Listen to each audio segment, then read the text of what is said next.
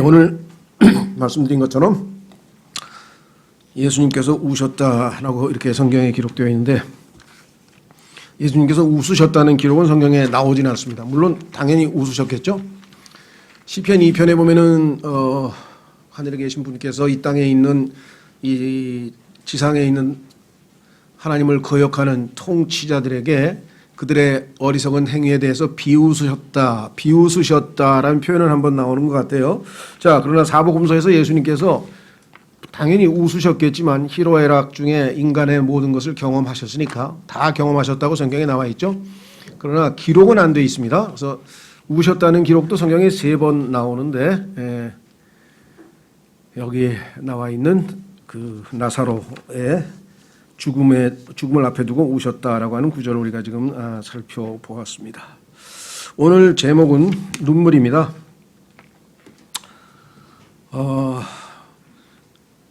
제가 이렇게 기록했습니다. 성경은 주의 기쁨에 대해 언급하면서도 예수님께서 웃으신 기록은 나와 있지 않습니다. 반면 예수님께서는 우셨고 때로는 눈물로 기도하셨습니다.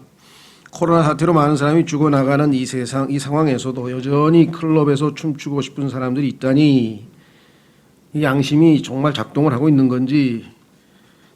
지금은 춤출 때가 아니고 울 때 아닙니까? 성경은 모든 것에는 다 때가 있다고 했습니다. 우리 모두 우리 자신의 영적 나태함에 대해, 세상 사람들의 불감증에 대해, 이 비극 속에서 절망하는 동료 인간들에 대해 울어야 할 때입니다. 그렇습니다. 지금 전도서 말씀대로 지금 울어야 할 때가 지금 우리의 지금 처지라고 할 수 있겠죠. 자, 성경은 눈물에 대해서 아주 많은 이야기를 하는데요. 그리스도인에게 있어서 눈물은 아주 또 예수님께서 우셨다는 걸 보면 우리에게도 아주 중요한 요소가 아닐 수가 없습니다. 실제로 한 영적으로 상당히 성숙한, 그래도 여러 신앙적인 체험을 해서 영적으로 성숙한 어떤 분이 이렇게 이야기를 했대요. 울 줄 모르는 사람에게 사랑을 준다는 것은 도둑에게 돈가방을 지키라고 주는 것과 같다. 한마디로 하면 인간의 자격이 없다. 울 줄 모르는 사람. 그렇죠?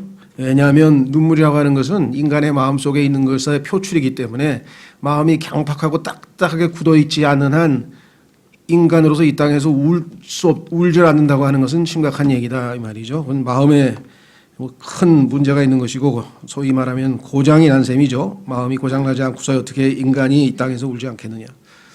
세상에서 살다 보면 경쟁이 심하고 각박하다 보니까 우는 것이 나약함의 상징, 나약함을 보여주는 것으로, 특히 남자가, 그래서 우리 어렸을 때도, 요즘은 그런지 모르겠습니다. 사내가 울면 안 되는 것처럼 그렇게 이야기를 했습니다만은 그건 인간을 모르는 얘기고요. 정말 이 눈물이라고 하는 것이 얼마만큼 우리 삶에 중요한가.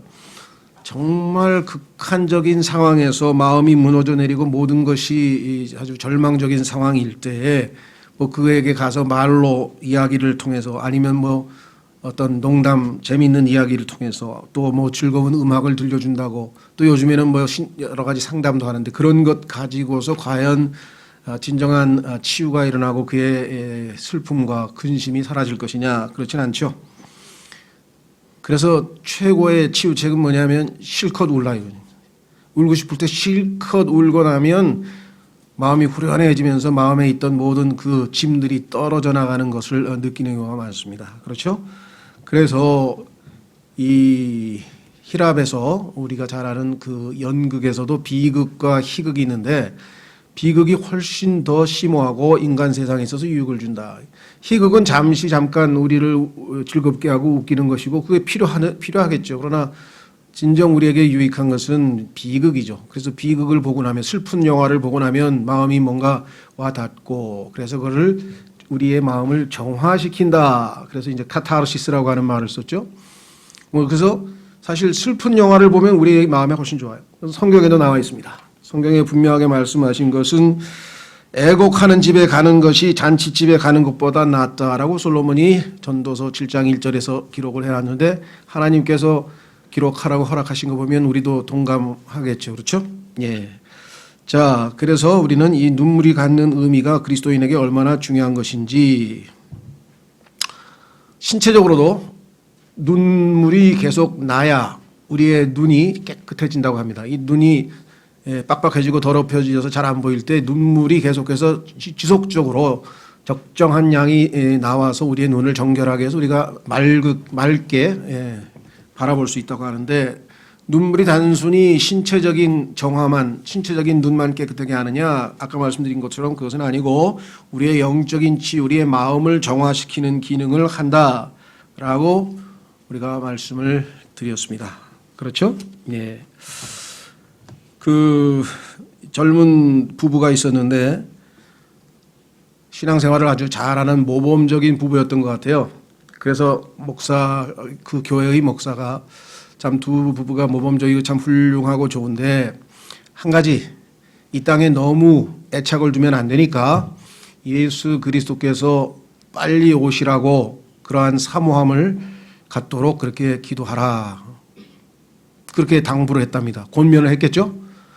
남편은 그걸 심각하게 받아들여서 날마다 열심히 주님 어서 오시라고 이렇게 기도도 하고 했는데, 그 젊은 부인이 생각하기에 지금 가정은 평안하고 경제적으로 안정돼 있고 남편하고도 관계도 좋고 만사가 지금 형통하고 있는데 왜 주님이 와야 되느냐라고 생각을 해서 기도를 거의 그냥 형식적으로 하든지 안 해버렸다. 근데 7개월 후에 남편이 죽었어요. 이게 실제 있었던 일입니다. 그래서 그때부터 날마다 이제 예수님 어서 오시라고 기도를 했다고. 그래서 목사님한테 가서 제 남편이 죽은 후 매일같이 그렇게 기도하고 있습니다라고 고백을 했다고 하니, 진작 기도했을 걸 그랬죠. 예. 자, 그래서 이 눈물이라고 하는 것이 우리 삶에 얼마나 유익한 것인가. 두 번째, 이런 예화가 있습니다. 굉장히 이 부부도 신실했던 부부였던가 봐요. 신앙생활에 있어서 주님을 아주 신실하게 잘 교회 생활했던 모범 부부였는데, 이 부부가 있던 아이가 갑자기 죽었어요. 그래서 하나님에 대한 원망과 분노가 치밀어 가지고 그때부터 이제 신앙생활도 안 하고 교회 생활도 안 하고 그렇게 해서 약 한 8, 9년이 흘러갔다고 합니다. 그러다가 이 남편이 한 번은 이렇게 이 산을 지나가다가 골짜기에서 목동이 양떼를 몰고 가는 것을 이렇게 봤는데, 보니까 그 시내가 물이 불어서 좀 위험한 상태에서 정상적인 다리가 아니라 널빤지로 된 그 다리 위를 통과해서 지나가야 하는데 모든 양들이 머뭇거리고 가려고 하질 않는 거예요. 그런데 이 목동이 새끼 양을 데려다가 안고서 그 앞으로 해서 먼저 건너갔어요. 그랬더니 뒤에 남아있던 모든 양들이 줄줄이 다 따라서 건너왔더라. 그 광경을 이 남편 되는 사람이 지켜보다가 눈물을 흘렸다 그럽니다.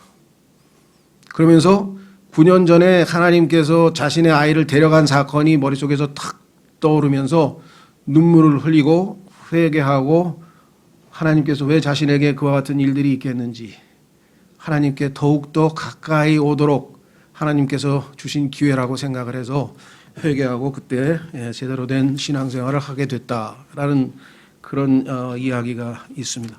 그래서 눈물은 우리로 하여금 하나님께 가까이 갈 수 있게 해주는 그러한 또 좋은 효과가 있죠. 그래서 오늘은 세 가지를 살펴보려고 하는데요. 첫 번째, 눈물의 의미. 눈물의 의미는 아까도 말씀드린 것처럼 우리 마음의 표현이다. 우리 마음에 있는 모든 것이 바깥으로 분출되는 통로가 바로 눈물이죠. 슬픔, 또 근심, 걱정, 괴로움, 뭐가 됐든지 간에 한계치가 와서 딱 더 이상 감당이 안 된다 그러면 그냥 눈물로 쏟아지는 거죠. 의지를 가지고 이겨내다가 도저히 더 이상 감당이 안 된다 그러면 이제 눈물이 폭발하는 것인데요. 그래서 그 눈물은 물론 이 세상에 있는 사람들도 슬픈 일을 많이 당하고 누구나 다 중세 유럽 사람들만이 인생은 눈물 골짜기라고 고백한 건 아니고요. 지금 현재 이 땅에 지구상에 살고 있는 모든 사람들 중에서 웃는 사람과 눈물 흘리는 사람을 보면 비율이 우는 사람이 훨씬 더 많죠. 자, 그러나 우리 그리스도인들은 단순히, 그렇죠? 그냥 슬퍼서 울고 괴로워서 울고 그것도 필요하겠지만 우리 그리스도인들은 사람들 앞에서 우는 것 못지않게 더 중요한 것은 하나님 앞에서 우는 것이다. 그래서 첫 번째 욥기 16장 20절을 한번 찾아보겠습니다. 욥기 16장 20절에 보면은 욥이 하나님께 눈물을 흘리는 장면이 나오죠. 욥기 16장 20절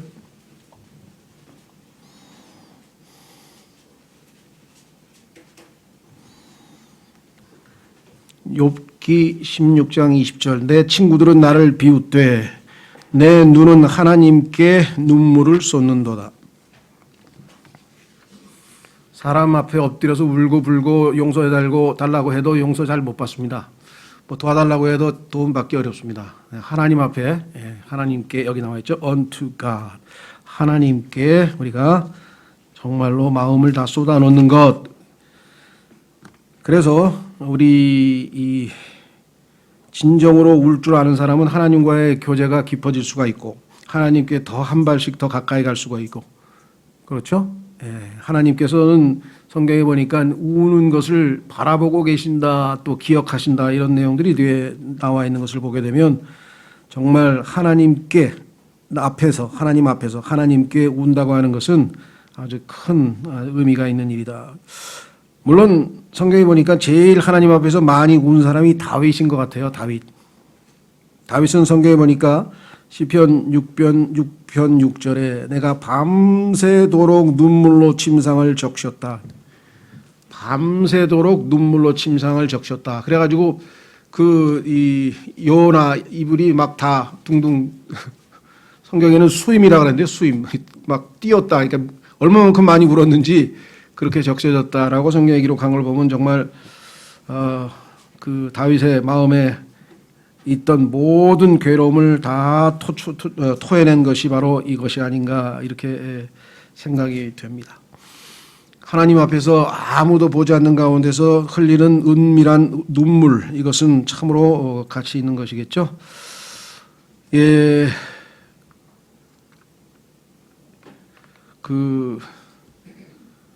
이 구절을 보니까 제가 옛날 생각이 나네요. 밤새도록 눈물로 침상을 적셨다 그래가지고 그때 옛날 성경에는 이게 침상이라고 하는데 그 아마 요를 적셨다 그렇게 돼 있는 것 같아요. 요. 저도 과거에 구원받은 이후에 가족들이 구원받지 못했을 때 가족들의 구원을 위해서 정말 열심히 이 구절을 읽으면서 이게 울면서 열심히 기도를 하는 게 하나님 앞에 상달되는구나 하고 아무것도 모르고 구원받은 지 얼마 되지도 않았는데 이 구절을 붙들고 울면서 가족 구원을 위해서 기도했던 그때가 이렇게 떠오릅니다. 자, 또한 그 고라라고 하는 사람은 시편 42편 3절 한번 찾아보겠습니다. 얼마만큼 많이 울었는지 눈물이 자기 음식이 되었다라고 고백을 했네요. 시편 42편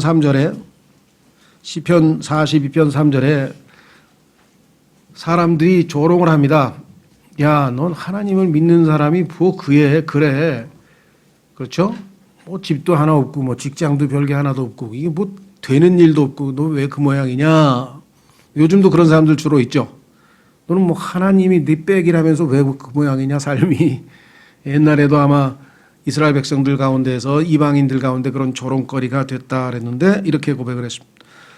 시편 40편 3절에 그들이 계속해서 내게 말하기를 내 하나님이 어디 있느냐 하므로 내 눈물이 밤낮으로 내 음식이 되었도다 이렇게 고백을 했고요. 또 전도서 4장 1절에 보면은 학대받는 자들의 눈물이여 그들을 위로할 자가 없도다. 이 땅에 보면은 학대받는 사람들 얼마나 많습니까? 지금 뭐 최근에 우리나라 뉴스에도 보면은 그 운동선수 하나 자살했죠? 그 얼마나 많은 학대를 받았는지 아마 정말 끔찍할 정도로 어떻게 이렇게 했는지.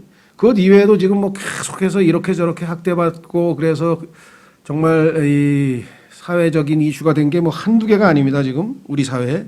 그뿐만 아니에요. 뭐 또 해외에서도 뭐 인도에서의 그 여성들이 받는 그 아주 처참한 대우 뭐 이런 것들을 보면서 정말 야, 이 땅에 이렇게 학대받는 사람이 많은데 솔로몬 당시에도 아마 역시 학대받는 사람들이 많이 있었던 것 같아요. 그래서 솔로몬이 학대받는 자들의 눈물이여 그들을 위로할 자 없도다.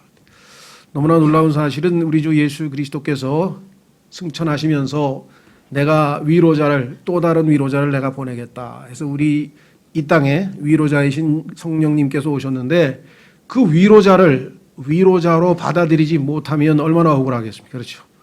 이 땅에 아무리 억울한 일을 당해도요, 그 위로자의 위로 한마디와 그분의 위로로서 우리가 다시 힘을 얻고 다시 소생하는데, 그 위로자가 없는 사람들, 우리가 해야 될 일은 바로 무엇인가? 그 위로자가 없는 사람들을 위해서 우리가 지금 울어야 할 때다, 이 말. 얼마나 안타깝습니까? 우리는 지금 어떤 상황에서도 하나님 앞에 가서 위로자의 위로를 얻고 새 힘을 얻는데, 그 위로자의 위로도 없이 이 땅, 이 각박하고 이 위험한 세상에서 살아가고 있는 많은 사람들, 그렇죠? 불안해하고 목적지도 알지 못한 채 하루하루 겨우겨우 살아가는 사람들을 바라볼 때, 우리 구원을 받고 위로자를 모시고 사는 우리야말로 정말 그들을 위해서 애통해야 될 때가 아닌가. 이 시기에 우리가 그와 같은 삶을 우리가 살아야 되겠다, 이렇게 생각을 합니다. 이스라엘 백성들도 에레미야에 가보면 조국을 잃고 나서 얼마나 애통해하는지 아주 참 성경에 넘겨보시면 애가라는 장면이 나와요. 예레미야 애가.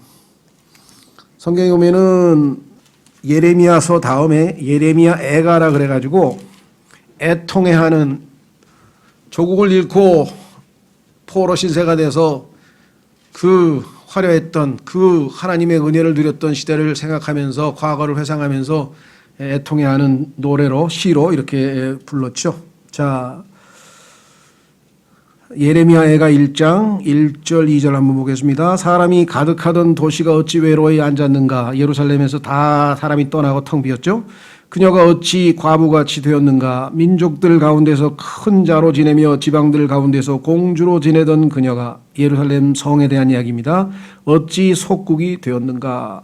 그녀가 밤에 심히 울 때 그녀의 눈물이 뺨에 흐르는도다.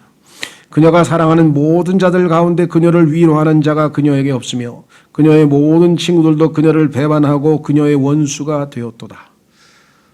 그래서 나라 잃고 그 서름을 울면서 하나님께 애통하는 그 노래가 바로 예레미야 애가라고 하는 시라는 것을 우리가 알고 있습니다.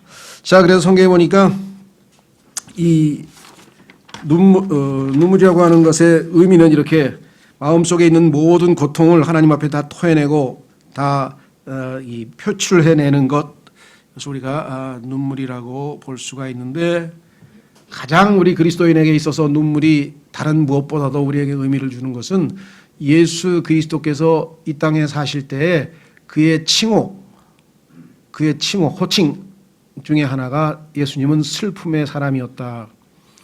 창세기 3장 이래로 이 땅이 저주를 받고 죄가 관영해서 죄가 인간을 노예로 삼고 비참하게 지배하고 있는 이 시대에 눈물 없이 어떻게 살 수가 있겠습니까? 예수님께서도 이 땅에 오셨을 때에는 눈물의 사람, 즉 슬픔의 사람으로 오셨고 고통에 익숙한 분으로 오셨다고 이사야서 53장에 분명하게 말씀을 하고 계시죠.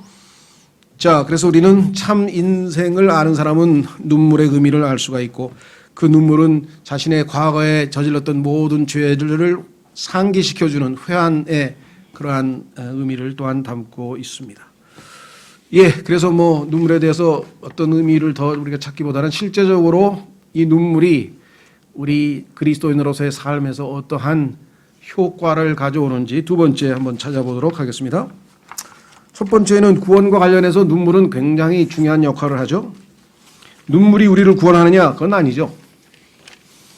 예수 그리스도의 보배로운 피가 우리를 구속하는 것은 분명합니다만은, 그러나 진정한 회개에는 눈물이 따르죠. 조심하십시오. 그럼 난 예수님 믿을 때 한 방울도 눈물 안 흘렸는데 그럼 구원 못 받은가? 그 얘기가 아니고, 그 순간에 바로 뭐 눈물이 흐르고 그렇다는 얘기가 아니라, 복음을 정확하게 깨닫고 하나님의 그 크신 사랑을 깨닫게 되는 순간에는, 그게 어느 순간인지 모르지만 눈물로 나타날 수밖에 없는 것이겠죠. 그래서 이것이 의무적으로 구원에 반드시 필요한 조건이다 그렇게 말씀하지는 않지만 눈물, 즉 여기 지금 회개의 눈물이라고 했는데요.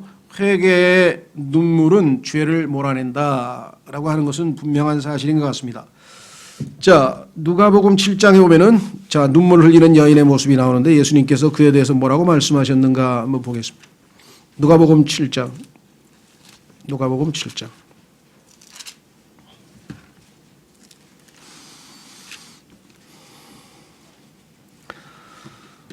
36절부터 문장을 보시면 이렇게 써 있네요. 누가복음 7장 36절부터 바리새인들 중에 하나가 그분께서 자기와 함께 잡수실 것을 그분께 구하매 그분께서 그 바리새인의 집에 들어가 음식 앞에 앉으시니라.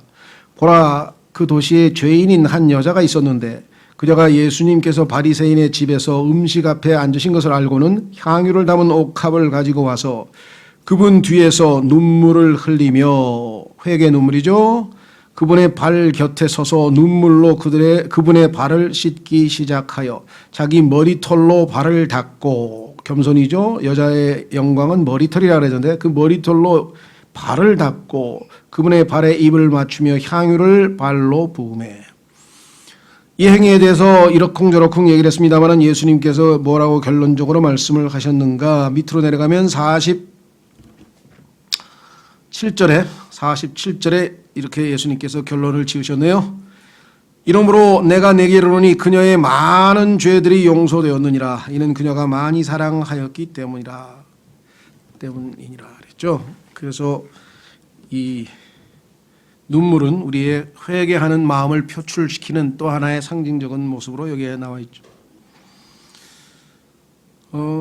제 개인적으로도 제가 81년 1월 1일 날 오후 1시쯤에 예수님을 영접을 했는데 그때는 굉장히 얼떨떨했어요. 그냥 영접 기도를 하고 끝나가지고 점심을 먹고 2시부터인가 하여간 이 구원받은 사람들을 따로 모아서 한 10명을 모아서 이제 그 의미를 설명하는 일종의 워크숍을 했는데 그때 이제 이 복음을 자세히 또 풀어서 설명을 하더라고요. 그때 처음으로 하나님의 사랑을 느낀 것 같아요. 그래서 워크숍 시작하면서부터 끝까지 눈물이 하염없이 흐르는데 그렇게 눈물이 계속 나오는데 눈물이 나는 거 보면 이 안에서 눈물이 생산력이 대단한 것 같아요. 지금 생각해도 어떻게 시작하면서부터 끝날 때까지 하여간 계속 눈물이 흐르더라고요. 이렇게까지 나를 사랑하신 분이 계셨고 거기다가 자격이 없는 자를 사랑하셨고 그렇죠? 그래서 그 하나님의 사랑과 예수 그리스도의 십자가의 사랑에 대해서 그냥 듣는 순간서부터 이렇게 눈물을 흘렸던 그런 기억이 납니다. 반면에 또 어떤 사람은 저한테 와서 그러더라고요. 이제 아마 본인은 구원받고 자기 부인은 구원을 못 받았나 봐요. 그래서 그 부인을 어떻게든지 좀 전도 좀 해보려고 고민하다가 예전에 그 Passion of Christ라고 하는 영화가 들어왔었잖아요. 저는 안 봤는데 하여간 상당히 유명하고 알려졌었죠. 그래서 이 영화를 좀 보여주면 우리 집사람이 좀 감동을 받고 예수님 믿지 않을까 싶어가지고 데려갔는데 자기는 영화 시작하면서부터 그냥 울기 시작해가지고 내내 울었대요. 근데 자기 부인은 눈물을 한 방울 안 흘렸대. 그래가지고 대단히 실망해가지고 저한테 와서 이게 가능한 얘기입니까? 그렇게 얘기를 하더라고요. 그래서 내가 다 때가 있겠죠. 위로를 뭐라고 위로하겠어요. 그래서 다 때가 있겠죠. 그러고 말았는데 그 얘기가 생각이 나네요. 하여간 정말 회심 후에 감사의 눈물을 흘리던 회심 전에 이렇게 참 눈물을 흘리던 그렇죠. 그래서 예레미야 애가에서도 보면 이스라엘 백성들의 애타는 회개의 눈물, 그래서 하나님 앞에 구원을 간구하는 눈물이 있는 것을 우리가 보게 됩니다. 그래서 구원과 관련해서 눈물이 상당한 의미를 갖고 있고 이 눈물은 진정성 있는 회개를 담보해 줍니다. 그렇다고 해서 눈물 콧물 흘리면 다 구원받은 거냐? 또 그렇지도 않아요. 제 개인적인 체험으로는 과거에 외국어 대학에서 교직원들 성경 공부를 했는데, 그러니까 교수들하고 직원들하고 이제 학생 말고 성경 공부를 하는데 거기 도서관 직원이 하나 있었어요. 도서관 직원. 근데 로마서를 공부를 했는데 로마서에 이제 복음을 설명하고 그러면은 매 시간 울어요. 막 훌쩍훌쩍 울다가 중간에 막 콧물 닦으러 밖으로 나갔다 들어갔다가 막 훌쩍훌쩍 울고 그래가지고 난 뭣도 모르고 야 은혜를 되게 받았나 보다. 그래가지고 한 몇 주 지났는데 안 나타나는 거야. 그래서 그 누구 씨가 안 나타나니까 아유 말도 마세요. 왜 그러세요? 아유 저 점치러 다녀요. 그때 운 건 뭐예요? 그랬더니 글쎄 우리도 모르겠어요. 이런 얘기가 한 두어 번 있었어요. 제 개인적인 체험으로. 엄청 아주 그냥 흑흑대고 울어가지고 나는 진짜 회개의 눈물인 줄 알았는데 그 회개의 눈물이 아니고 유다의 눈물. 유다도 엄청 자기가 이것밖에 안 되냐고 자책하는 거예요. 자기 의 때문에 우는 거지 사실은. 그렇죠? 예, 내가 이럴 사람이 아닌데 왜 이 정도의 꼴밖에 안 됐어 하고 지금 자기 때문에 우는 거지 죄로 인해서 하나님께 죄를 지은 것으로 인해서 진정한 회개의 눈물이 아닌 경우도 있기 때문에 눈물이 마냥 이 긍정적인 것만은 아니다라는 것을 좀 말씀드리고 싶고요. 그 다음에 두 번째는 기도와 관련해서 이건 말할 것도 없죠. 그렇죠? 애가 엄마 앞에 가서 이거 좀 해주세요 하는 거하고 엉엉 울면서 이거 안 해주면 안 돼. 어떤 걸 들어주겠어요. 예, 말씀드린 것처럼 우리 속담에도 우는 아이 젖떠준다 그랬는데 그렇죠? 그 눈물의 호소는 간절함의 표현이잖아요. 그래서 하나님 앞에서도 우리가 간절하게 기도할 때 눈물 흘리는 것은 뭐 너무나 당연하죠. 그래서 성경에 보니까 이 다윗이 기도하면서 내가 눈물을 흘릴 때 잠잠하지 마옵소서 내 눈물을 좀 봐달라라고 이렇게 호소하고 있는 장면이 시편 39편에 나오고 또 이 열왕기 하에서는 하나님께서 히스기야에게 됐다 이제 너 이제 그만 살고 이제 죽을 준비하라 그랬더니 그냥 억울하옵니다 주여 하면서 그냥 막 내가 이렇게 충성되고 이렇게 열심히 신앙생활하는데 나를 벌써 데려가시냐고 하면서 이제 막 하소연을 하고 기도를 막 눈물로 했더니 하나님께서 하시는 말씀이 내가 내 기도를 들었고 내가 내 눈물을 보았노라 보라 내가 너를 낫게 하리니 치료해 주겠다. 그래서 15년 더 살려주셨어요. 15년. 여러분 어떠세요? 반대로 기도하면 안 될까요? 어찌하여 이 괴로운 눈물 골짜기에서 더 이 소자를 지내게 하시옵니까? 빨리 데려가 주옵소서. 뭐 그렇게 기도하시는 분도 계실 것 같아요. 이 땅에 보니까. 너무 이 땅에 벌어지는 일들이 암담해서 그렇죠? 그건 뭐 각자 개개인의 상황에 따르겠지만 어쨌거나 하나님께서 눈물을 보았다. 내 기도를 들었다. 그래서 응답해 주시겠다. 하시는 하나님이라면 눈물이 가지고 있는 진정성에 대해서 하나님께서 인정해 주신다는 뜻이니까 우리가 기도할 때 막 억지로 눈물을 짤 필요는 없지만 눈물이 흘리는 것은 진정한 기도다. 그래서 예수님도 큰 부르짖음과 눈물로 기도하셨다고 성경에 써 있네요. 예수님이 우리의 본이라면 뭐 더 이상 말할 것도 없겠죠. 찾고 다음 테마로 가보겠습니다. 히브리서 11장 5장 11장 히브리서 죄송합니다. 5장 11장이 아니고 5장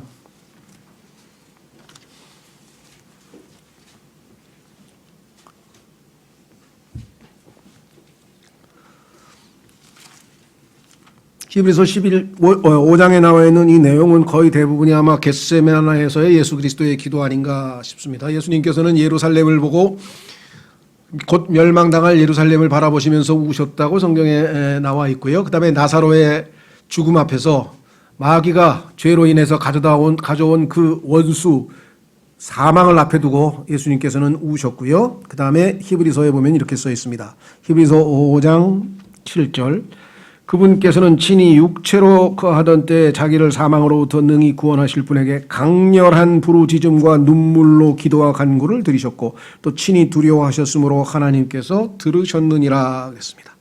그렇죠? 자, 그렇다면 예수 그리스도께서 우리의 본이 되신 분이시라면 눈물의 기도는 최고의 기도다. 뭐 우리 다 동감을 합니다. 그렇다고 해서 그냥 매번 기도할 때마다 울라고 하는 건 아니고요. 그렇죠? 그러나 진정성 있게 울음을 억지로 어떻게 울어요? 울음이 나와야 우는 거지. 그렇죠? 그럼 하나님께서 우리의 마음에 감동을 주고 성령님께서 감동이 있을 때 울음이 나오는 거지 내가 울음을 짜내는 건 아니잖아요. 그거를 악어의 눈물이라는 거 아시나요? 크로코다일스 티어스 하면 가짜 눈물. 가짜 뉴스만 있는 게 아니라 가짜 눈물도 있어요. 그 서양 사람들 그걸 악어의 눈물이라 하는데 왜 그런지 모르겠는데 악어가 가짜로구나. 하여간 예, 저희 교회도 보면요 정말 이 수요 기도에 나와서 눈물로 기도해서 남편이 구원받으신 분도 계시잖아요. 뭐 아시는 분은 다 아시는 것처럼. 그렇죠. 얼마나 감사해요. 감동이죠. 아, 하나님이 눈물의 기도를 다 들으시는구나. 자, 그 다음에 사역과 관련해서 그러면 이건 나에게 해당하는데 아니요. 우리 모두가 다 하나님의 말씀을 선포하는 선포자라 그랬죠. 그래서 이 예레미야는 9장 1절로 가보겠습니다. 하나님 말씀을 전할 때 그냥 너무 마음이 애탔어요. 왜?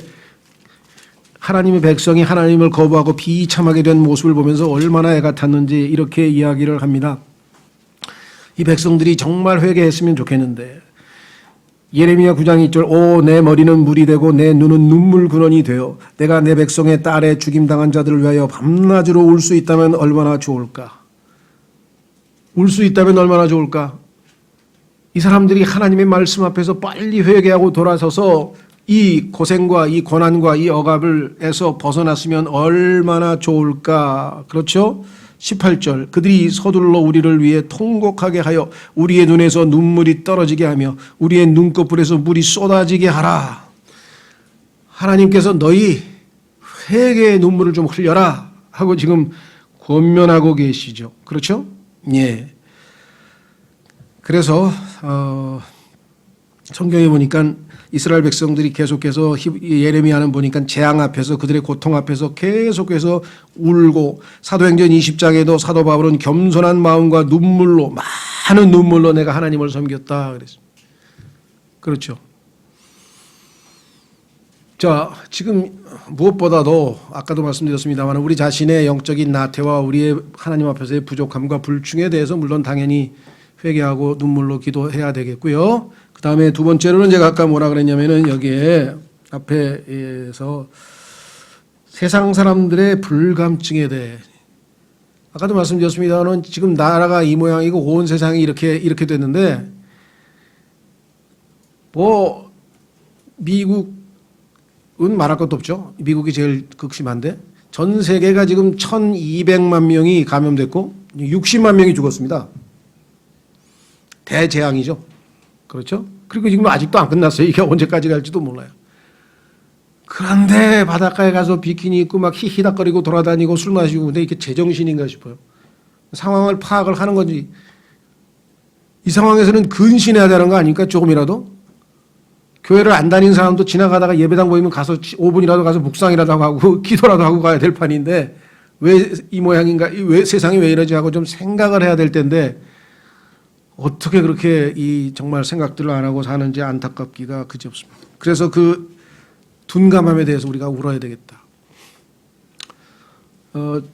그 얼마 전에 돌아가신 피터 라크만 박사가 간증을 써놓은 걸 보니까 이분이 굉장히 터프하고 하지만 굉장히 정말 눈물이 많으신 분이에요. 예, 설교하다가도 자주 우시고 하여간 그 주님의 사랑의 감동을 많이 받으시는 분인데 이분이 쓴 책에 보면 그 얘기가 나와요. 이분이 이제 독일계 미국인이군요. 예, 자기 뿌리가 이제 독일인데 독일을 굉장히 좋아해요. 그래서 독일 여행을 갔는데 자기가 만난 사람들 중에서 독일 사람들만큼 젠틀맨이 없더라는 거예요. 너무나 뭐랄까 사람에 대해서 대하는 것도 그렇고 이제 자기가 만난 사람들이 그랬겠죠. 어쨌거나 약간 독일 사람들 보니까 너무 젠틀맨이고 미국 사람은 거칠고 막 뭐 좀 표현 사람이 좀 가볍잖아요. 막 쓰레받지 끌고 그냥 막 다니고 막 그 지하철에도 그냥 막 우통벗고 막 서 있고 막 이러니까 그 미국의 그 가벼운 문화에 굉장히 그 거부감을 나타냈는데 독일 사람은 좀 묵직하잖아요. 그렇죠? 예. 어떤 사람이 그런데 독일 사람은 친구 되기가 엄청 힘들지만 한 번 친구가 되면 죽을 때까지 친구가 되는 사람이고 스페인 사람은 친구 만드는데 5분 걸리는데 50분 있으면 금방 또 친구도 아니고 가볍고 이 특성에 따라 게르만 민족의 특성에 따라 다른데 이 독일 사람을 보면서 갑자기 마음이 무너지네. 미국 사람 저렇게 가볍고 그냥 그런데도 그래도 교회 다니는 사람 많고 구원받은 사람 많은데 이 독일 사람은 참 인간적으로 멋있는데 왜 구원도 못 받고 이렇게 비참하게 살아가야 될까? 그래가지고 그냥 마음이 그냥 무너져 내려가지고 호텔로 들어가가지고 침대 맡에 무릎을 꿇고 기도하고 울면서 지금 그때 이제 거의 뭐 70이 다 됐는데 지금이라도 하나님 나를 독일로 선교사를 보내면 내가 독일로 가겠습니다. 그렇게 기도를 했다는 거예요. 근데 이제 하나님께서는 신학교를 세워서 자기 제자들을 키워서 제자들이 독일로 가서 이제 루터 성경도 번역한 거 다시 찾아내고 해서 약간 사역을 많이 했는데 그 순간에 그렇게 마음이 미어지더라는 거죠. 예, 여러분 어떠신지 모르겠어요. 저도 비슷한 거예요. 그게 뭐냐면 우리나라에서 보면은 구원은 안 받았지만 그래도 좀 뭐 인간미가 넘치는 사람이 있잖아요. 저 사람 구원을 안 받았는데 참 인간적으로 볼 때 좀 이렇게 괜찮다, 훌륭하다. 그런 사람들을 보면 너무 불쌍한 거예요. 다른 사람보다도. 아유, 그냥 누가 봐도 그냥 그렇게 사는 사람은 어쩔 수 없지만, 저 사람은 참 그래도 아담의 성품을 지닌 사람 치고는 그래도 상당히 참 인간적으로 매력이 있는 사람인데, 저 사람이 하나님을 모르고 이 땅에서 살아간다는 거 얼마나 허망될까. 나중에 자신을 창조하시고 자신을 위해서 죽으신 예수 그리스도를 만났을 때 다 만나게 되잖아요. 누군가 한 번은 다 그분 앞에 엎드릴 텐데 그때 그 원통함이랄까 그 허망함이랄까 그런 걸 생각할 때 저는 굉장히 참 이렇게 마음이 무거워서 제가 이렇게 순간적으로 그냥 엎드려서 저도 이렇게 기도하고 또 울기도 하고 그런 마음이 있어요. 이 세상에서 좀 괜찮은 사람들이 예수님 안 믿는 걸 보면 저는 굉장히 마음이 무거울 때가 많이 있는데 어쨌거나 한번 각자마다 다르겠습니다만은 이 사역에 있어서 눈물이라고 하는 것은 가장 결정적으로 눈물로 씨앗을 뿌리는 자들에게는 주님께서 기쁨으로 거둔다는 약속이 주어져 있기 때문에 정말 우리가 진정성 있는 사역이라면 눈물이 동반될 수가 밖에 없다. 자, 마지막으로 정리하겠습니다. 하나님께서는 우리의 울음에 대해서 무엇을 하실까? 아까는 보신다 그랬죠. 보았어. 들었고. 그래서 기도는 들었고 눈물은 보았다라고 분명하게 말씀을 했고요. 기도하는 사람도 제발 주님 내 눈물을 보시고 잠잠하지 마옵소서. 시편 56편 여기는 98절이 아니고 8절입니다. 이거 고쳐주십시오. 하나님께서는 우리의 울음에 대해 무엇을 하실까? 하나님께서 기억하시는 거예요. 그렇죠? 자, 다 찾을 수는 없고 하나만 더 찾겠습니다. 시편 그 다음 거 80편 5절 한번 찾아보죠. 시편 80편 5절에 보면은 하나님께서 우리의 눈물에 대해서 어떻게 반응하시는가? 눈물을 기억하시고 다 보고 계신다. 여기는 80편 5절. 우리를 울리실 때도 있네. 주께서 그들을 눈물의 빵으로 먹이시며 그들에게 많은 눈물을 주사 마시게 하시나이다. 이것은 하나님 앞으로 더 다가서도록 하기 위한 하나님의 허락하심이겠죠. 이런 때가 많죠.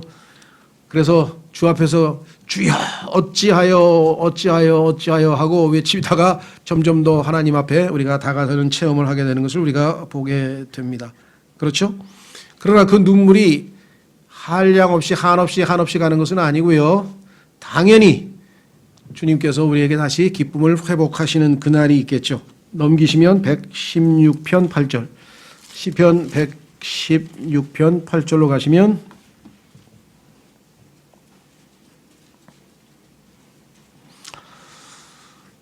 시편 116편 8절에 주께서 내 혼을 사망에서 내 눈을 눈물에서 내 발을 넘어짐에서 건지셨나이다. 솔로몬의 전도서에 이 땅에서 우리가 여러 가지 종류의 때가 있는데 울 때가 있고 웃을 때가 있다.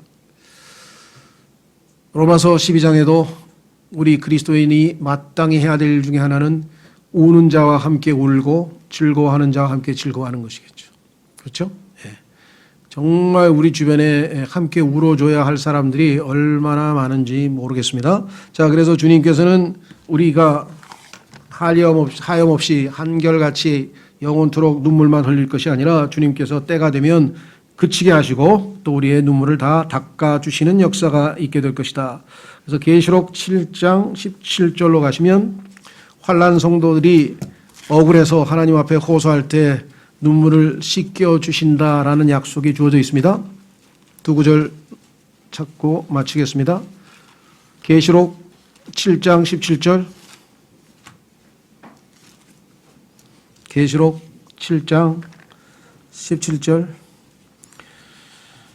왕좌의 한가운데 계시는 어린 양께서 그들을 먹이시고 살아있는 물샘들로 그들을 인도하시며 하나님께서 그들의 눈에서 모든 눈물을 닦아주시리라 하더라.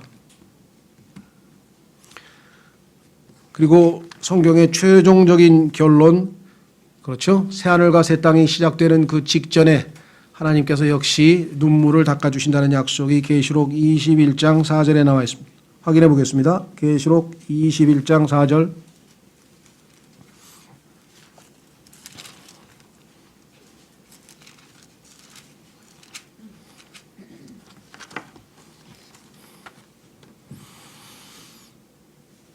계시록 21장 4절. 이제 새하늘과 새 땅, 새 예루살렘, 우리의 하나님께서 모든 것을 새롭게 하시는 새로운 출발, 새 하늘, 새 땅이 1절에 있고 2절에 새 예루살렘이 있죠. 이때 이제 하나님께서 뭐라고 말씀하시는가 한번 보겠습니다. 3절서부터. 내가 하늘에서 나는 큰 음성을 들으니 이르되 보라, 하나님의 성막이 사람들과 함께 있고 그분께서 그들과 함께 거하시리라. 그들은 그분의 백성이 되고 하나님께서는 친히 그들과 함께 계셔서 그들의 하나님이 되시리라. 또 하나님께서 그들의 눈에서 모든 눈물을 씻어 주시리라. 다시는 사망이 없고 슬픔도 울부짖음도 없으며 또 아픔도 다시는 없으리니 이는 이전 것들이 지나갔기 때문이라 하더라. 왕좌에 앉으신 분께서 이르시되 보라, 내가 모든 것을 새롭게 하노라 하시고 또 내게 이르시되 이 말들은 참되고 신실하니 기록하라 하시며. 자, 마지막에 모든 눈물을 씻어주신다. 과거에 제가 이제 우리 그리스도인들끼리 뭐 어떤 사람이 해외에 가게 됐다든가 뭐 또 지방으로 이사를 가게 됐다든가 이렇게 되면 좀 서로가 헤어지는 게 슬퍼서 같이 이제 마지막 뭐 환송 예배도 드리고 뭐 대화 교제도 하고 그럴 때 불렀던 중에 노래 중에 하나가 우리 찬송가에도 있는 저 하늘에는 슬픔이 없네. 그 찬송가 아시나요? 눈물이 없네. 근데 교리적으로는 사실은 아니죠. 왜 그럴까요? 사실 엄격하게 얘기하면 저 하늘에 눈물이 있어요. 왜냐하면 모든 눈물을 닦아주신다는 게 지금 천년왕국이잖아요. 그렇죠? 그럼 천년왕국 끝나고 나서는 눈물이 없지만 천년왕국에는 눈물이 왜 있을까요?